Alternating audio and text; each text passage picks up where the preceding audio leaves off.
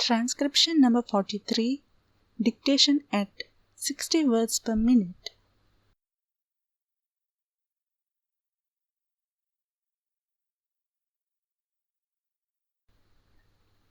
Mr. Vice Chairman, Sir, at the outset I must express my thanks to the honorable members on both sides of the House who have participated in the discussion on the 6th 5-year plan document.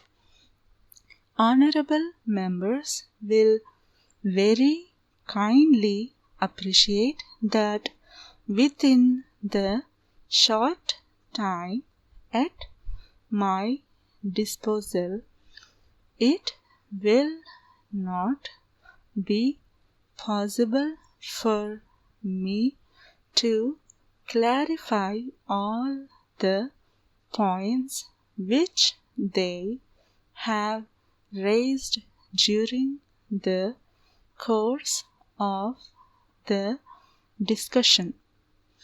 I am going to confine my remarks to certain important aspects of the discussion, though I have taken note of almost all the points which honorable members made during the course of the discussion. At the outset, I must also say that one of the honorable members was pleased to ask what is the purpose of having this kind of a discussion 1.5 years or almost 2 years after the plan has started. I do not know whether honorable member do recollect that my predecessor Mr.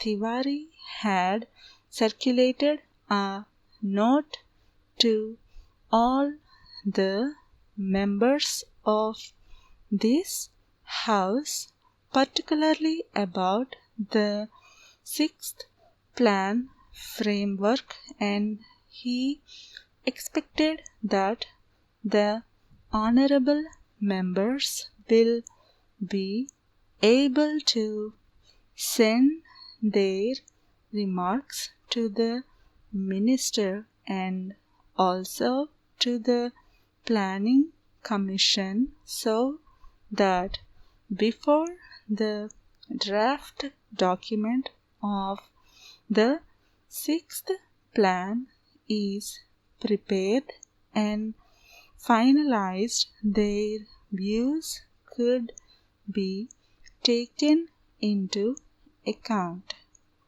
How many members sent this kind of information is a matter which I will have to inquire into, but that exercise was gone into, and now the plan was finalized in February 1981, and thereafter we have taken the earliest possible opportunity to see that the plan is discussed in both the houses. Sir, I am aware of the fact that the international situation and also the internal situation in which this sixth 5-year plan has been finalized will definitely have some kind of an impact on the plan document as it was prepared and how we will be succeeding in trying to avoid the adverse effects it might have on the achievement of the physical targets that we have set for ourselves at the end of the sixth 5-year plan. Sir, there are 3 points which were mentioned by all the honorable members. The first was that the plan was prepared with 1979-80 as the base year and thereafter there has been a price rise of a considerable order. Sir, the first thing which I would like to clarify is about the inflationary trend which has set in.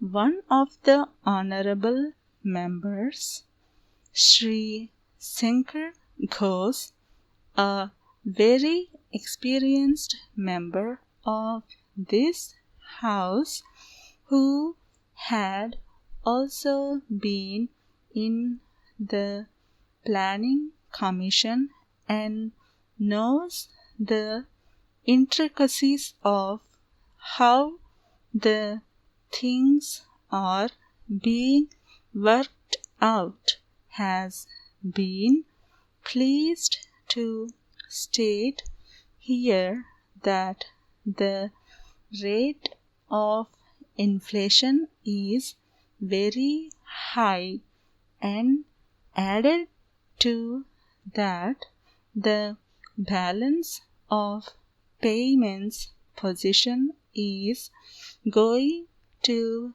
be very bad compared with the percentage that we have worked out for the sixth plan as a whole for imports for the first year. The import bill has risen very high. Then how is this assumption going to be correct?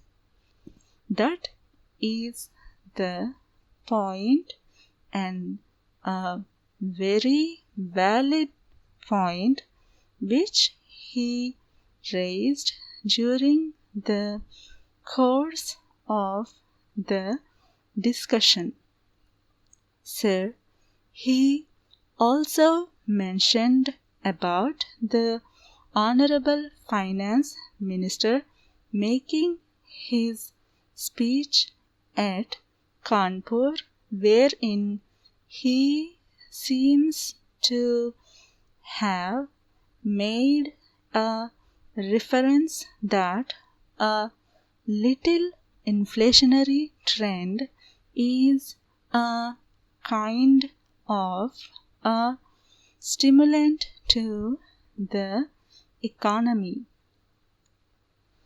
Sir, the inflationary trends we cannot view in isolation.